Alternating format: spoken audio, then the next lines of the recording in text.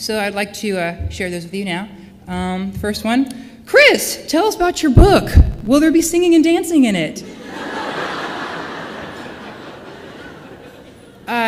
No, that would be kind of hard, unless every page was like a Hallmark, card where, it's saying, but no singing and dancing in the book. And, oh, what's it about then? Well, it's about two twins, Connor and Alex, who fall into a magical book and end up in the fairy tale world, and they have all these adventures with the fairy tale characters they grew up reading about. Is it autobiographical?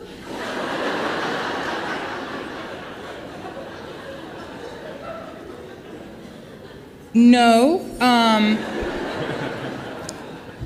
I am one person, and I did not fall into a magical book and have adventures in another dimension. I would like to, but that did not happen. Now, do you play a gay student struggling for acceptance in this book? Once again, no. This is a book, and I'm not in this book. No, I do not make a cameo in the fairy tale world. No. But there's tons of valuable lessons in the book as well. Oh, and what are those? Well, for instance, Cinderella has this big spiel about how when she first came to the castle, she wasn't really liked by the kingdom because all the aristocratic families wanted the prince to marry their daughters. So she was known as the Pumpkin Princess and the Mouse Monarch, before she really made a difference and people, first started liking her. So she really had to put in her time with the kingdom. And why would you write a book like that instead of doing an album? Well, it was a promise I made myself when I was 10 that if I ever had the chance to make this into a book, that I would, and here I am, and finally the promise has been fulfilled, and it's very therapeutic to finally get this out in the world. You've wanted to do this since you were 10, so you've had this story in your mind for 5 whole years.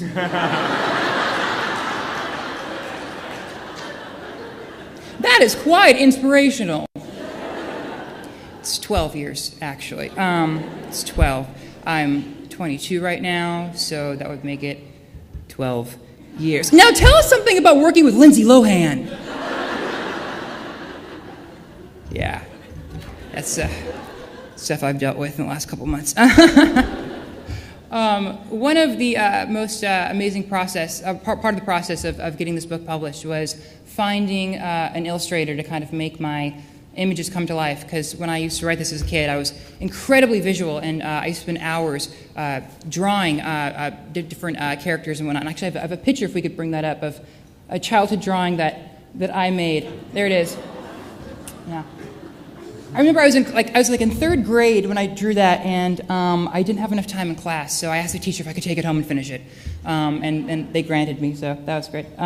So there it is. That's my childhood drawing, and.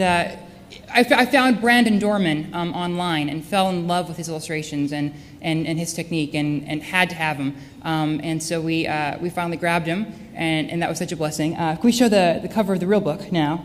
And he really, really, truly just captured exactly what I wanted. He used less crown, but I think his is just as good as mine, if not better.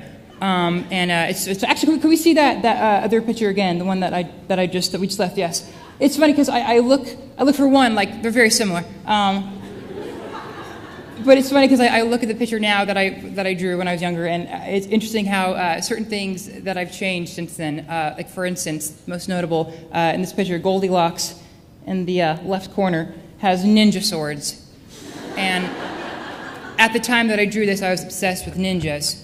But in the real book, she does not have ninja weapons, because I figured that would just be ridiculous. So she indeed has just a sword.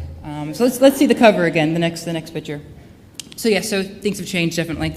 And there's a locket in that picture. There's no locket in the book anymore because I was doing Annie at the time in Fresno, so I drew a locket in there for some reason. I don't remember why. But it really was an amazing process working with Brandon and emailing him and telling him exactly how I saw this world. And that poor man. Someone please, I don't know if I have the power to nominate someone for an award hosting this, but someone please nominate him for an award, not just for art, but for patience, for dealing with this guy.